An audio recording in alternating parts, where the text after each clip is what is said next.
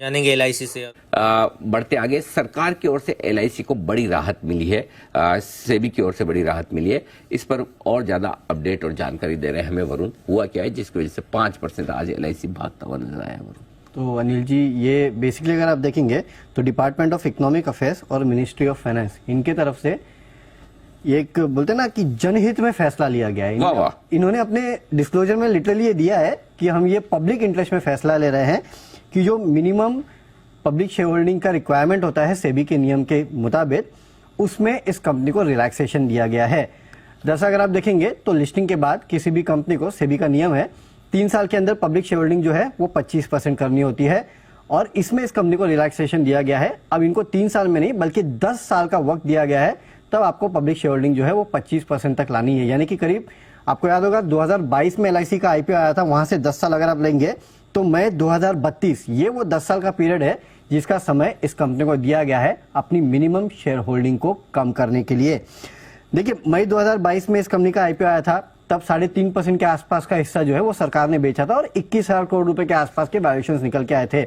उस वैल्यूएशन के हिसाब से अगर आप देखेंगे तो 25% स्टेक अगर सरकार को यहाँ पे बेचना है और पब्लिक शेयर होल्डिंग करनी है, तो कुल मिला के 1.5 लाख करोड़ रुपए के आसपास की जो वैल्यूएशन है, इतने स्टॉक्स जो है वो सरकार को बेचने होंगे, जिसमें 21,000 ये बेच चुके हैं। तो यानी कि 1,30,000 करोड़ रुपए के आसपास का जो सेल है वो इनको और करना था, और इसे करने में दरअसल एलआईसी को लगातार तकलीफें आ रही थी। इसके लिए हम देख रहे थे कि स्टॉक में भी अंडर परफॉर्मेंस देखने मिला था, लेकिन अब ये जो ओवरहैंग है वो एटलीस्ट अगले 10 साल के लिए यहाँ कम हो चुका है।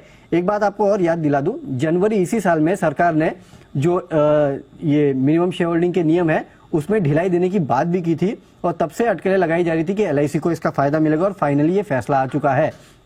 अब देखिए, बाकी कंपनियों के मुकाबले अगर एलआईसी को आप देखेंगे तो नॉन पार प्रोडक्ट्स में अब ये फोकस कर रहे हैं, तो उसका वीएनबी मार्जिन्स पे इंपैक्ट होगा। ये सब अच्छी बातें इस कंपनी के लिए आ रही थी, नए प्रोडक्ट्स ये कंपनी लॉन्च कर रही थी, लेकिन उसके बावजूद ये कंपनी अपने पीएस से काफी सस्ती ट्रेड करती है।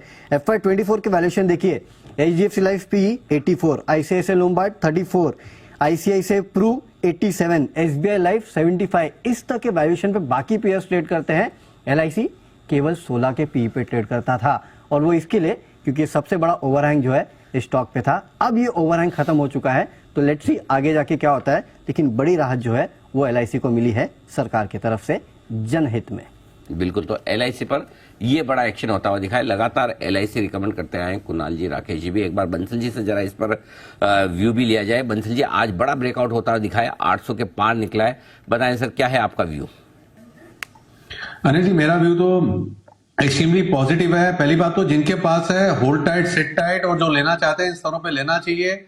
और टेक्निकली अगर आप देखें तो जिन स्तरों पे खड़ा हुआ है, हल्का फुल्का कुछ पॉइंट्स ऊपर नीचे हो जाए, नीचे में तो अलग बात है, एल्स यहाँ पे पहला जो पड़ाव है वो 872 का है, उससे पहले कोई रेजिस्टेंस नहीं है।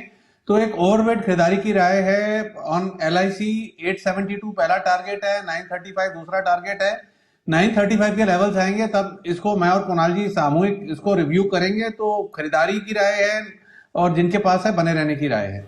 ओके, एलआईसी बने रहने की सलाह निकल कर आ रही है। आज स्टॉक ऑफ द डे का भी ये हिस्सा रहा है और जबरदस्त स्ट्रेंथ यहाँ पर दिख रही है।